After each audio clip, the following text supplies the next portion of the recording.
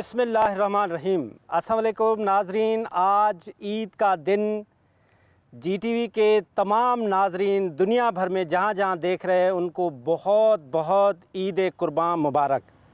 आज हम प्रोग्राम जायज़ा के साथ पेश हुए हैं। हम जायज़ा लेंगे आज सिर्फ़ खुशियों का।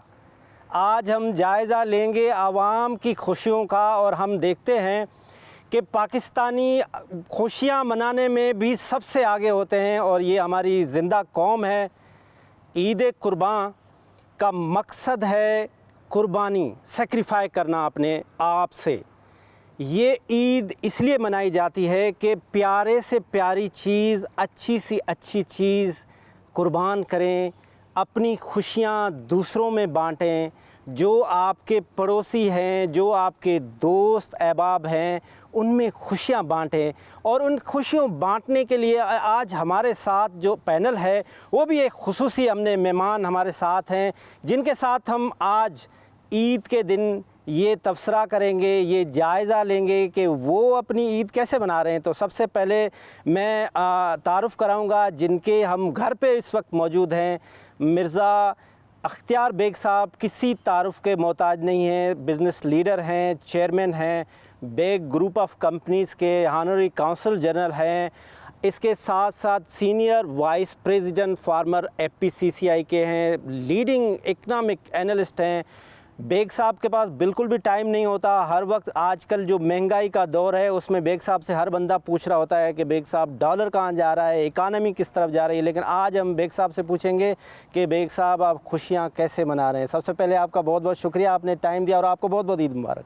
बहुत बहुत शुक्रिया, और आपको भी और तमाम नाजरीन को बहुत बहुत ईद मुबारक। और मैं मशकूर हूँ कि आज ईद की इस खुशी के मौके पे आप जैसे खुसूसी दोस्त हमारे घर पे आए और हमारी ईदी में आपने इजाफ़ा करा। बहुत बहुत आपका शुक्रिया। इसके साथ साथ हमारे साथ यूथ, यंग लीडरशिप, पाकिस्तान में जिस चीज़ का बहुत बड़ा फुकदान है, लेकिन हमारे पास एक ऐसा ही young leader, dynamic personality Syed Kumail Haider Shah, जो चेयरमैन हैं LC सिंध के, और बहुत एक्टिव हैं, सोशल एक्टिविस्ट भी हैं, लोगों के खुल के काम भी कर रहे होते हैं। उनसे आज पूछेंगे कि उन्होंने क्या क्या कुर्बानी की और किन किन लोगों से मिले और क्या क्या खुशियाँ बांटी। सर आपका पहले तो सबसे पहले आपका बहुत शुक्रिया और आपको ईद मुबारक। बिस्मिल्लाहिर्रहमानिर्रहीम। थैंक यू सर, आपको ईद मुबारक हो और बड़ी मेहरबानी आपने आज का प्रोग्राम। और नाजरीन, इसके साथ हमारे साथ एक जोड़ा, जो हमारी भाभी भी हमारे साथ हैं, हमारा भाई भी हमारे साथ हैं। आपने बहुत नाम सुना होगा हुनैद लाखानी साहब का, जो किसी तारुफ़ के मोहताज नहीं है,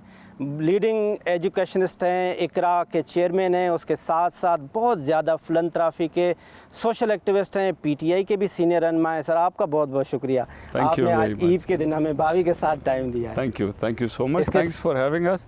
और आपके तवस्सुत से मैं तमाम नाजरीन को, तमाम दोस्तों को, रिश्तेदारों को, सबको ईद मुबारक कहना चाहता हूँ।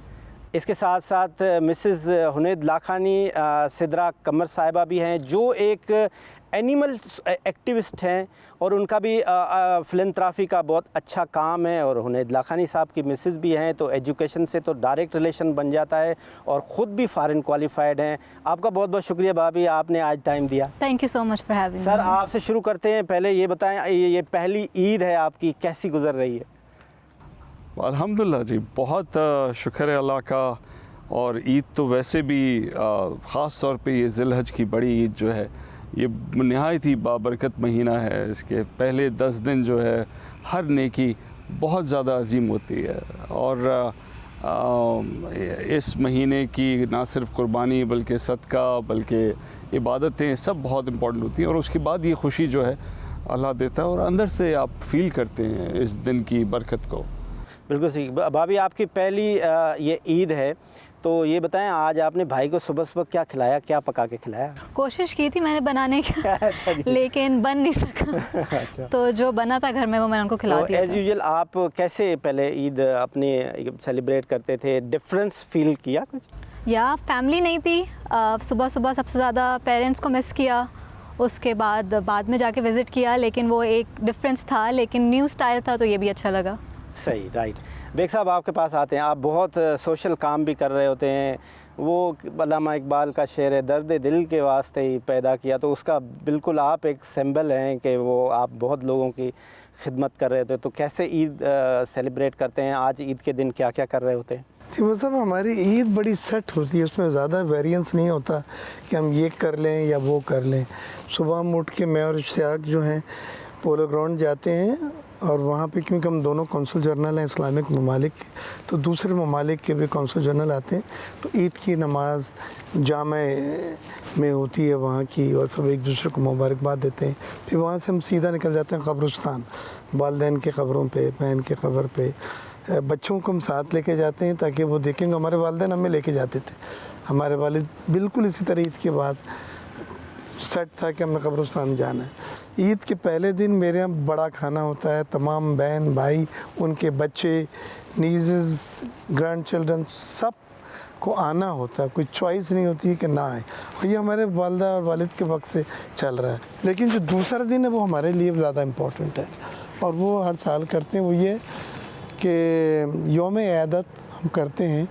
National institute of child health जो है उसमें 7-8 फ्लोर हैं, तो मेरी दोनों बेटियां मेरे साथ जाती हैं, और हर फ्लोर पे हम उन बच्चों को जो अपने गांव नहीं गए होते हैं, छोटे बच्चे और उनके वालिदैन भी होते हैं, उनको ईदी भी देते हैं, तोहफ़ मिठाई वगैरह देते हैं। और मुझे याद है ये आखिरी जुमला कह के मैं बात ख़त्म करूँगा कि पहले ये बच्ची हमसे ज़िद करती थी मेहंदी लगाने लेके चलें शॉन सर्किल पे या इधर उधर, और मैं बड़ा घबराता था। उन दोनों में हालात भी सही नहीं थे, समझाते थे, वो कहती कि नहीं मेहंदी तो बाहर ही लगवानी, चाहे हम घर पे बुलवा दें, लेकिन वो एक माहौल और एक मज़ा था। इस 3-4 सालों से वो मेहंदी को भूल गई हैं। वो बच्चों के तोहफे बना रही होती हैं, 500-600 के पैकेट बन रहे होते हैं, घर में बिखरी हुई चीज़ें होती हैं कि सुबह लेके जाना है, हॉस्पिटल में बांटना है। तो ये मैं समझता हूँ एक अच्छी आदत पड़ी है। कुमेर हैदर शाह साहब, आपके जो वालिद साहब हैं उनके लिए ये मशहूर है कि उनके घर में दरवाज़ा नहीं है, हर बंदा उनके पास चला जाता है, और उनके ऊपर हर वक्त ईद होती है, हर वक्त मजमा होता है। तो आप अपनी ईद किस तरह से गुजार रहे होते हैं? देखिए मैं सर बचपन से ही वेरी यंग एज से पॉलिटिक्स में आ गया था। Even in my college days, जैसे ही बाहर से आए तो फिर आ गए थे। इस ज़माने में बाबा नाज़िम होते थे, मेयर होते थे। तो रमज़ान वाली जो ईद है वो तो बाबा हर साल करते हैं सऊदीया, फ्रॉम लास्ट 30 to 35 ईयर्स। तो वो हमारे साथ नहीं होती, वो ईद वहाँ करके और वापस आते हैं। तो इस बड़ी ईद का स्पेशल ये होता है कि हम सारी फैमिली में, इवन जो इलाके के लोग हैं, जो हमारे दोस्त हैं, पॉलिटिकल दोस्त हैं या हमारे रिलेटिव्स हैं, उन सब को ये पता होता है कि ये ईद नासिर शाह साहब या हम लोग बाबा स्पेशली ज़रूर करेंगे। तो वैसे भी अल्लाह ताला की बहुत मेहरबानी है कि लोगों का बड़ा हम पर ट्रस्ट है, हुजूम होता है। बट इस ईद पे ये स्पेशल होता है कि खुद होंगे जब खुद होंगे तो ज़्यादा बढ़ जाता है। तो वो सारे लोगों से, जैसे सर ने बताया कि पुरानी रवायतें, नमाज़ पढ़ना, नमाज़ पढ़ने के बाद कब्रिस्तान जाना, फिर लोगों के साथ ही बैठ के खाना खाना, तो हमारे वो तीनों दिन जो होते हैं वो ज़्यादा पब्लिक डेज होते हैं। ईद का पहला मैसेज बाबा को किया आज या बिलावल साहब को किया? मैंने वो दोनों को साथ फॉरवर्ड किया। अच्छा, दोनों को साथ। भाई ने जो है वो कुर्बानी तो की होगी, आपको आज पहली ईद पे गिफ्ट क्या दिया? ये अच्छा सवाल है। अभी तक मिला नहीं है। अभी तक मिला नहीं है, क्या पता कल मिले। सर, ये आप सोशल एक्टिविस्ट भी बहुत काम कर रहे होते हैं, ये कितना ज़रूरी होता है ये CSR करना? इसमें मैं आपको बताऊं, ये तो हमारा मज़हब भी है और हमारा ईमान है। ख़ास तौर पे जैसा मैंने अभी कहा कि ज़िलहज के जो 10 दिन हैं, इसके ऊपर जो नेक काम है, जो सदका है, उसकी नेकी इतनी ज़्यादा है कि शायद ही कोई और नेकी पूरे साल की उसका मुकाबला कर सके। यहाँ तक कि वो आदमी जो जहाद पे भी जाता है वो भी इस पहले 10 दिन की नेकी के मुकाबले में बराबर नहीं होता। ये हदीस है, एक्सेप्ट कि वो जो अपना तमाम माल और अपनी जान दे जहाद में और शहीद हो जाए, वो फिर उसका दर्जा बढ़ा है। उसके बाद जितनी नेकियां वो इस 10 दिनों के अंदर होती हैं। और वैसे भी हमारा मज़हब बड़ा क्लियरली साफ कुरान पाक में अल्लाह कहता है कि कौन मुझे कर्ज़ देगा, क्योंकि उसका रिटर्न अल्लाह ताला ख़ुद वादा करता है। और कराची में इतनी ज़्यादा फिलैंथ्रोपी है, इतनी ज़्यादा है कि कुछ मैं रिपोर्ट्स देख रहा था इंटरनेशनल एजेंसीज़ की, उसके अंदर यहाँ तक था कि पाकिस्तान फिलैंथ्रोपी में शायद नंबर 1 है दुनिया में। कराची में बहुत ज़्यादा इसके ऊपर तवज्जो दी जाती है और करते हैं। और बाकी किसी भी इंसान की सक्सेस के लिए बहुत ज़रूरी है कि वो दूसरों को कितना खुश रख सकता है। जितना दूसरों को खुश रखेगा उतनी खुशी उसको मिलेगी। अदरवाइज़ सिर्फ कारोबार से या सिर्फ अपनी पोस्टों से, पावर से, या सिर्फ अपनी लाइफ की सक्सेस जो है वो पूरी होती नहीं है जब तक कि आप किसी और को सक्सेसफुल ना करें अपने तवज्जुह से। राइट। अच्छा, मैं बेग साहब के पास आऊँगा। कुमैल हैदर शाह साहब, पहले आपके पास आता हूँ। देखें, हमारे पाकिस्तान में लोग सबसे ज़्यादा CSR कर रहे होते हैं, जैसे सर ने बताया, लेकिन वो टैक्स नहीं दे रहे होते हैं। आज ईद का दिन हम इस पे भी क्योंकि वो गवर्नमेंट के ऊपर मिसट्रस्ट कर रहे होते हैं कि ये गवर्नमेंट को हम क्यों दें, हम एक गरीब आदमी को डायरेक्ट दे दें। लेकिन जो दुनिया में अगर डेवलप कंट्रीज़ हैं तो वहाँ पे रियासत मजबूत होती है, इंडिविजुअल्स मजबूत नहीं होते। तो आप बीइंग पीपल्स पार्टी के रहनुमा, आप क्या समझते हैं कि ये मिसट्रस्ट गवर्नमेंट के ऊपर लोगों का क्यों है? क्योंकि सर माजी में ऐसे हो चुका है। आपको वो याद होगा, कर्जा उतारो मुल्क संवारो एक तहरीक चली थी, उसमें लोगों ने बहुत ज़्यादा बढ़ चढ़ के हिस्सा लिया था। और फिर वो जो उनको रिटर्न नहीं मिल रहा या कोई ऐसी बात नहीं होती, अब उसमें हर किसी का एक अपना नैरेटिव होता है। जिन्होंने ये चलाया था वो कहते थे कि हमें कुछ और लोगों ने चलाने नहीं दिया और कू हो गया और फलां हो गया, और हम पॉलिटिशियंस का उस ज़माने की गवर्नमेंट का ये होता है।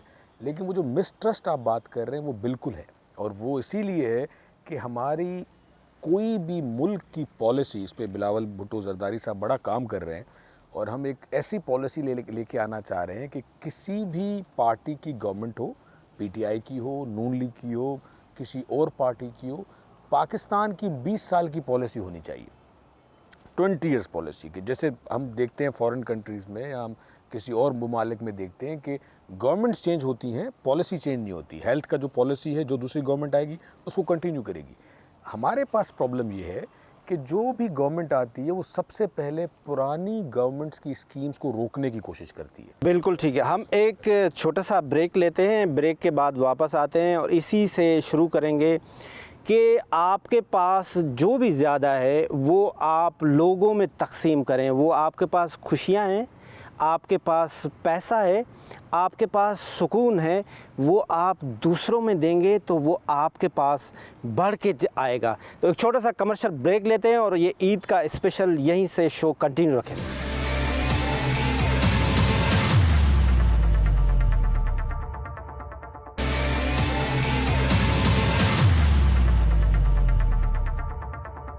वेलकम बैक नाजरीन। आप सब लोग आज ईद की खुशियाँ मना रहे हैं और आप सब लोगों को बहुत बहुत ईद मुबारक। और हमारी दुआ है कि आप लोग सब लोग अपने अपने बच्चों के साथ, अपनी फैमिली के साथ बहुत अच्छी ईद मनाएं और इस पाकिस्तान के लिए जो है वो दुआ करते रहें। यहाँ महंगाई, लॉ एंड आर्डर, सारी चीज़ें आज भूल के आज आपने सिर्फ एक काम करना है, खुश रहना है और बाकी लोगों में खुशियाँ बांटनी है। अब हम वापस आ गए हैं ब्रेक के बाद और मेहमान हमारे साथ हैं और उसके साथ साथ हमारे साथ खाना भी आ गया है। हम अभी थोड़ी देर में खाना भी खाएंगे, लेकिन एक हमारे पास पहले एक्टिविटी है।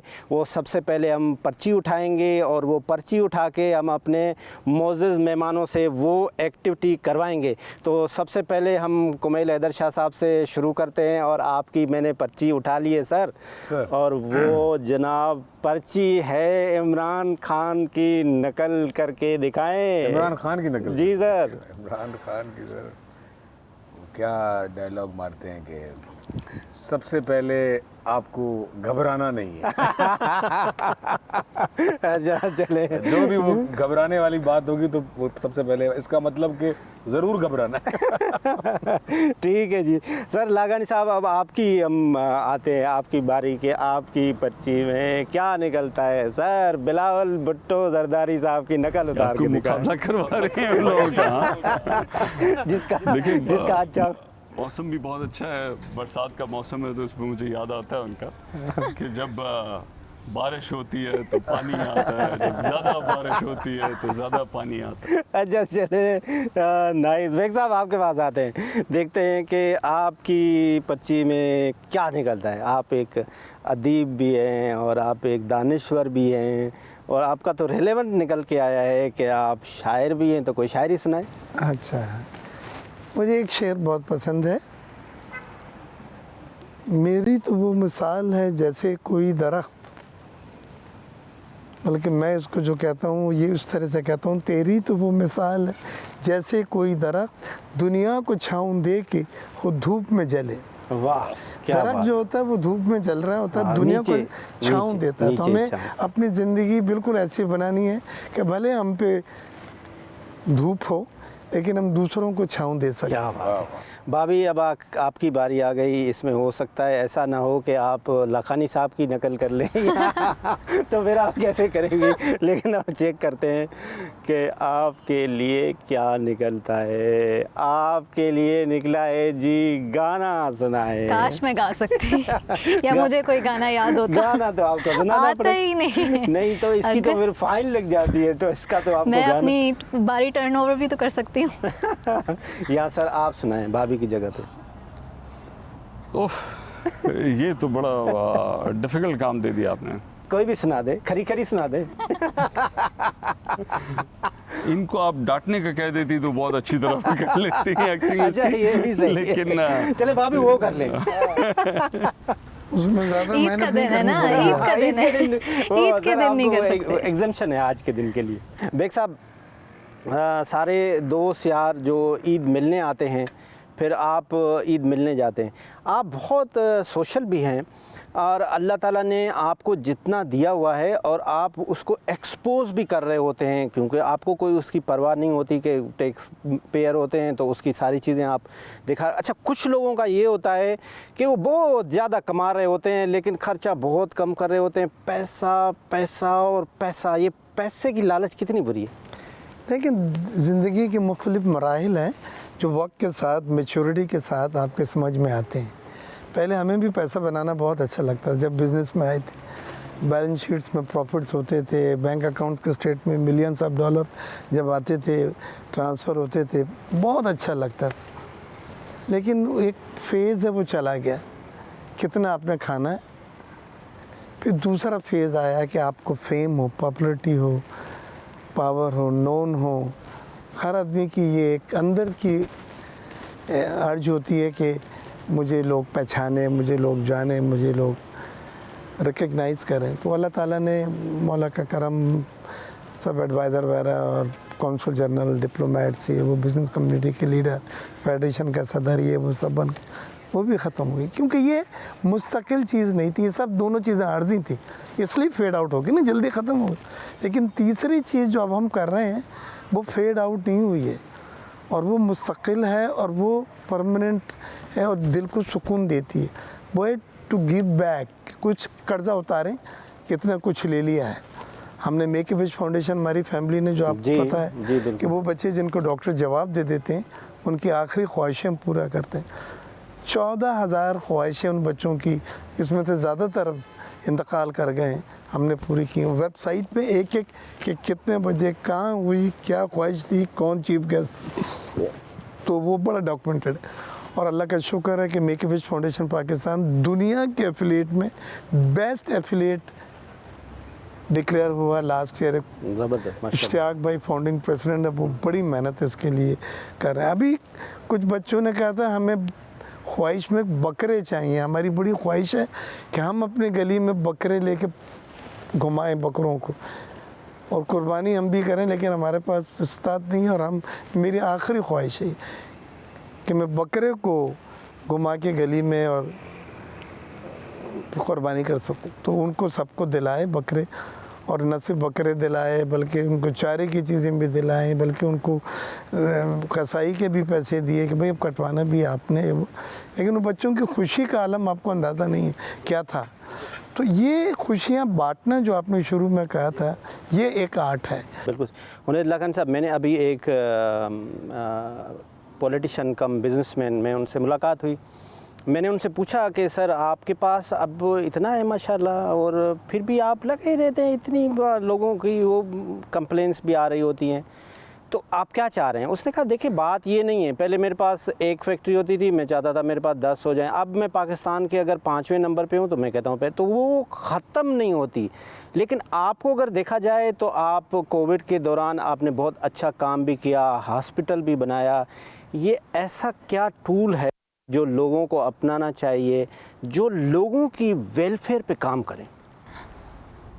इसका बड़ा आसान सा मैं जवाब दूंगा। देखें, हम इस दुनिया के अंदर मैक्सिमम 70, 80, 90 साल गुजार सकते हैं, दैट्स इट, राइट। लेकिन जो असल हमारा टाइम होगा वो इस दुनिया के बाद का है, जो 90 साल का नहीं है, 900 साल का नहीं है, 9000 साल का नहीं है, 9 लाख साल का नहीं है, फॉरएवर है। और उसके लिए हमने तैयारी करनी है इन 90 सालों में। 90 सालों में 45 साल सोने में गुजर गए, 45 सालों में आधा जो है बचपने में गुजर गया। थोड़ा सा टाइम होता है जवानी का और मिडिल एज का जिसमें आपने थोड़ा बहुत काम होता है, लेकिन हमने एक विशेष साइकिल में फंसा दिया है।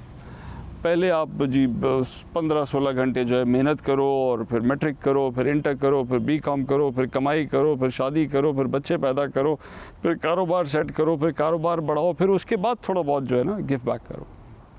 आपसे ये सवाल नहीं किया जाएगा कब्र में, आपसे ये सवाल नहीं होगा भाई अगर आप एक मुल्क के प्राइम मिनिस्टर भी बन गए तो कौन से मुल्क के प्राइम मिनिस्टर बन गए, वो मुल्क उन 200 मुल्कों में से कौन सा है, दुनिया की 2 मिलियन साल की हिस्ट्री में से वो कौन से 10 साल थे जो आपको मिले। तो आप कुछ भी कर लें, आप वहाँ इस विश्व सर्कल में आप जीत नहीं सकते। जिस सर्कल में आपने जीतना है वो फॉरएवर की ज़िंदगी है, और उसके अंदर हासिल सिर्फ उसी वक्त हो सकता है जब आप यहाँ पे कोई ऐसा काम कर जाएं जिससे अल्लाह राज़ी हो जाए।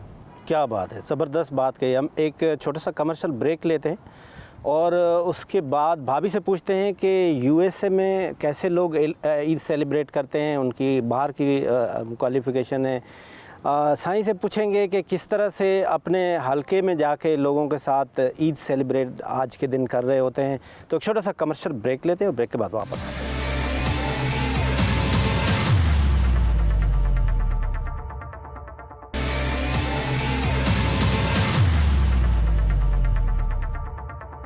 वेलकम बैक नाजरीन। आज हम ईद की खुशियाँ, ईद का दिन यहाँ बेग साहब के घर पे बड़े अच्छे अच्छे डिलीशियस फूड के साथ एंजॉय कर रहे हैं और बेहतरीन मेहमानों के साथ हम एंजॉय कर रहे हैं। और होप कि आप भी अपने प्यारों से, अपने घर वालों से ईद को एंजॉय कर रहे होंगे।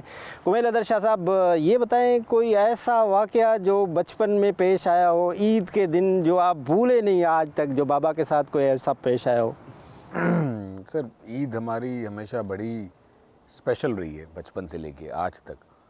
और मेरे साथ ये प्रॉब्लम होता है कि क्योंकि रमज़ान वाली ईद बाबा नहीं होते वहाँ पे, तो सारी फैमिली इकट्ठे होती है, आपस में वो अंदर खाने खा रहे होते हैं। फैमिली, जैसे बताया कि फैमिली आती हैं, दूसरी फैमिली। मैं वाहिद होता हूँ जो सुबह से लेके रात तक बाहर होता हूँ लोगों से मिलना और ये करना। बाबा इसी तरह वाक़या है कि मतलब वो वाली ईद जो है वो नहीं थे और ये वाली ईद आ गए तो लोगों के दिमाग में ये था कि वो इस बार भी नहीं है, वो उधर ही हैं। And at that time he must be उन्होंने मुस्टैचेस वगैरह कम करवाई हुई थी और बाल को ज़्यादा कटवाए थे, तो he was looking very young. तो जब वो बैठे हुए थे तो एक बंदा आया, उन्होंने बाबा ने कहा भाई ईद मुबारक और कोई हुक्म है काम, कोई हाल अवाल। तो उसने बाबा को कहा कि नहीं, साईं बड़े से मिलना है। वो तो आज भी ऐसा है, जब भी हम मिलते हैं तो आप दोनों भाई लग रहे होते हैं। तो ही अवॉइडेड और उन्होंने फिर लोगों से दूसरे लोगों से बात करना शुरू कर दी। फिर दोबारा उससे पूछा कि भाई कोई क्या ज़बरदस्त। तो उसने कहा कि साईं नहीं, साईं बड़े से मिलना है। तो फिर उसने कहा साईं आप हमें पूछ नहीं रहे और हम आपके बहुत पुराने। तो बाबा ने कहा भाई साईं बड़ा मैं ही हूँ। ज़बरदस्त। भाभी आप ये बताएं, आपने वेस्ट में भी ईद गुजारी, फिर अब जब आप घर में होते हैं मम्मी पापा के साथ वो लाइफ, और अब पाकिस्तान में आप एक हाउस वाइफ के हिसाब से डिफरेंस क्या देख रही हैं? आई थिंक डिफरेंस बहुत ज़्यादा है। एंड सबसे ज़्यादा मोस्ट मुझे ये फ़ील होता है कि वहाँ पे ईद वाले दिन तो फिर भी रौनक अब है, there is a huge change, वहाँ पे गैदरिंग्स पार्टीज़ हो रही हैं, लेकिन यहाँ पे जो प्री ईद सेलिब्रेशन है ना वो दुनिया में कहीं नहीं है। वो बेशक छोटी ईद हो या बड़ी ईद हो, उसकी रौनक 10 दिन पहले से शुरू हो जाती है, चांद रात है। बकरा ईद में भी आप देखें वहाँ पे भी कुर्बानी सब करते हैं, लेकिन वहाँ पे ये आपको नहीं मिलता कि आप रोज़ रात को निकलें, आपको डिफरेंट जगह डिफरेंट जानवर नज़र आ रहे हो। So this is something that I don't think कि आपको पाकिस्तान के अलावा कहीं पे ये चीज़ मिलती है। चलिए ये बताएं कि हमारे भाई ने आपको 10 दिन यहाँ पे ईद के एंजॉय कराए। हाँ डेफिनेटली, हम लोग हर जगह जाके सारे जानवर हमने देखे हैं and it was a very nice site.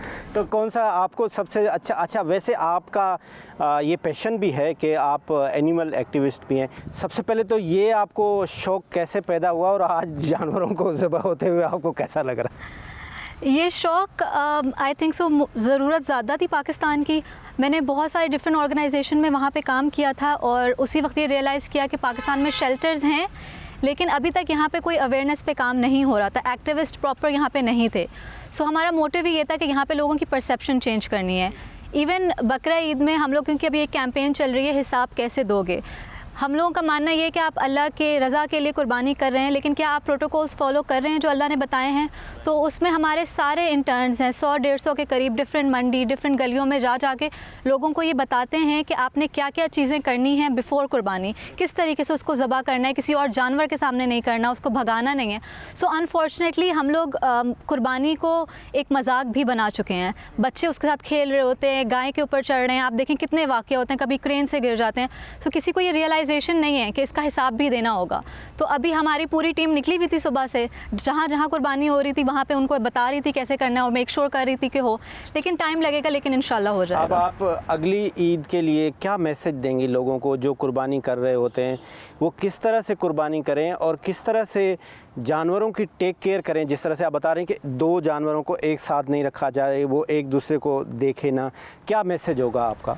मेरा मैसेज यही होगा कि मेक श्योर करें कि जब वो कुर्बानी का जानवर ख़रीद रहे हैं तो वो देखें कि वो कहाँ से ख़रीद रहे हैं, उसको किस तरीके से रखा गया है, क्योंकि जब तक आप आवाज़ नहीं उठाएंगे, आप किसी को टोकेंगे नहीं, तो आप उनका बिज़नेस सिर्फ बढ़ा रहे हैं। अगर वो छोटी रस्सी बांध के बकरे खड़े किए हुए आप तब भी ख़रीद रहे हैं तो वो कभी भी उस चीज़ को चेंज नहीं करेंगे। अगर एक पूरी सोसाइटी की तरह हम लोग जाके इस चीज़ पर टोकना शुरू कर देते हैं, एक वक्त आएगा कि पीपल विल चेंज इवेंचुअली। अच्छा, आप कह रहे हैं कि वो उनको भी प्रॉपर टेक केयर करें, जब उनके पास वो जानवर हैं उनको फैसिलिटेट करें तो उनसे ख़रीदें, अदरवाइज़ आप ऐसे लोगों से ना ख़रीदें। अगर वो महंगे दें तो फिर कोई बात नहीं, लेकिन आप रियलाइज़ करें ना कि आप नियत के लिए कर रहे हैं। लेकिन अगर आप ऐसे जानवर को ख़रीद रहे हैं जिसको तकलीफ़ दे के उसने उसकी कीमत लगाई हुई है, तो आप पार्ट प्ले कर रहे हैं ना उसमें। राइट, वो आपको सवाब में आ जाएगा। बिल्कुल, आप कहना ये चाह रहे हैं। बिल्कुल सर, आज आपका उनैद लाखानी साहब, आप बहुत सोशल काम भी कर रहे होते हैं, तो आज का जो दिन है वो अपनी खुशियाँ दूसरों में तकसीम करने की, खुशियाँ बाँटने का दिन है। क्या मैसेज देंगे ईद के दिन? वैसे पूरा का पूरा प्रोग्राम ही आपका मैसेज है। मैं तो सब लोगों को दोबारा आपके प्रोग्राम की तवस्सुत से ईद मुबारक कहना चाहूँगा और इस मुबारक महीने के चंद दिन और हैं, 13, 14, 15 ज़िलहज तक, जितना ज़्यादा तकबीर पढ़ सकें, जितने ज़्यादा तिलावत कर सकें वो बेहतर है। बहुत ज़्यादा सवाब है इस महीने के। बेग साहब, आप ये ईद के दिन पे बहुत ज़्यादा वैसे भी सोशल काम कर रहे होते हैं, क्या मैसेज देंगे लोगों को इस महंगाई के दौर में? किस तरह से सस्टेन करें, किस तरह से पाकिस्तान को स्टेबल करें, फ्यूल प्राइसेस को? आपसे तो वैसे लोग रोज़ाना इकानमी पे बात कर रहे होंगे, हमने भी आज इकानमी पे बात नहीं होगी आज आखिर में आके हमने वहाँ पे आपको वही सवाल पूछा है कि किस तरह से लोग अपने आप को भी खुश रख सकें, पाकिस्तान की भी हेल्प कर सकें। देखिए, पाकिस्तानियों में तो वो जज्बा ही है कुर्बानियाँ देने का, और हम छोटे छोटे नारों पे निकल जाते हैं, हर कुछ जेब से निकाल के टेबल पर रख देते हैं। तो ये तो है एक पाकिस्तानी कौम का जो जज्बा है। लेकिन ज़्यादा ज़रूरी इस वक्त ये है कि पिछले सालों में कोविड में बहुत करीबी दोस्त कुछ हमारा साथ छोड़ के चले गए। आज हम ईद मना रहे हैं तो हमें चाहिए अपने मोहल्लों में, अपने रिश्तेदारों में, वो तमाम फैमिलीज़ जिनके नियर एंड डियर, हमारे भी नियर डियर थे और वो साथ छोड़ के चले गए हैं, वहाँ जाएं और उनको एहसास दिलाएं कि खुशी के इस मौके पे हम उनके साथ हैं और वो अकेले नहीं हैं, और वो जो उनके प्यारे दुनिया छोड़ के चले गए हैं उस गम में हम भी उनके साथ हैं। ये एक एहसास दिलाना बज़ाहिर तो एक फॉर्मेलिटी सा लगता है, लेकिन आप यकीन करें जब किसी फैमिलीज़ में आप जाके इस तरह की अपनी अश्योरेंसेस वार्मथ दिखाएंगे तो न सिर्फ ये सवाब है बल्कि आप उनका दिल जीत लेते हैं। मैं समझता हूँ मेरा आज का मैसेज यही है कि खुशियाँ बाँटें, और खुशियाँ बांटने से न कम होती हैं न ख़त्म होती हैं, क्या बात, बढ़ते बढ़ती हैं। ज़बरदस्त। सर कुमैल हैदर शाह साहब, आज ईद के दिन का मैसेज क्या देंगे लोगों को? सर मेरा मैसेज आपके तवज्जुह से सबको पहले ईद मुबारक होगा, और उसके अलावा कि ईद कुर्बां पे जिस माहौल से हम गुज़र रहे हैं, पाकिस्तान आज जिस हम क्राइसिस में हैं, जो हम महंगाई बहुत चढ़ के, तो हम इस चीज़ पे दुआ करें कि ये पाकिस्तान की इस्तकामत हो, पाकिस्तान कामयाब हो, और इसमें हम सब का रोल शामिल होगा। किसी भी पार्टी से हम हो, किसी भी जमात से हम हो, किसी भी मज़हब से हम हो, जब तक हम सब अपना इंडिविजुअल पार्ट नहीं डालेंगे तो ये कामयाबी हमें हासिल नहीं होगी। और हम सब एक कौम हैं, और आपके तवज्जुह से यही मैसेज देंगे कि सबका जो अपना काम है अपना काम करें, इंशाअल्लाह पाकिस्तान कामयाब होगा। बहुत बहुत शुक्रिया कुमैल हैदर शाह साहब, बहुत बहुत शुक्रिया मिर्ज़ा अख्तियार बेग साहब, आपका स्पेशली शुक्रिया कि आपने मेहमान नवाजी भी की। लखानी साहब आपका बहुत बहुत शुक्रिया, भाभी आपका बहुत बहुत शुक्रिया। इसके साथ साथ आज का ये ईद का शो ख़त्म हुआ। जिस तरह से कुमैल हैदर शाह साहब ने कहा कि आप अपने हिस्से का काम करें। जब हज़रत इब्राहीम अलैहिस्सलाम को आग में डाला गया तो एक परिंदा अपनी चोंच में एक पानी का कतरा लेके जा रहा था। किसी ने पूछा कि आप कहाँ जा रहे हैं? उन्होंने कहा कि अल्लाह का नेक बंदा है, उसको आग में डाला गया है, मैं आग बुझाने जा रहा हूँ। तो उन्होंने फरमाया जनाब आपके एक आग कतरे से क्या होगा, वो तो आग सुना है ज़मीन से आसमान तक है। उसने कहा मैं अपने हिस्से का काम कर रहा हूँ। अगर हर बंदा अपने अपने हिस्से का सच्चाई से, ईमानदारी से काम करेगा तो इस मुल्क की तरक्की को कोई नहीं रोक सकता। हमें ये सोचना चाहिए, हमें जब बात करनी चाहिए, हमें मफाद एक होना चाहिए। हमारा लार्जर इंटरेस्ट सिर्फ पाकिस्तान होना चाहिए।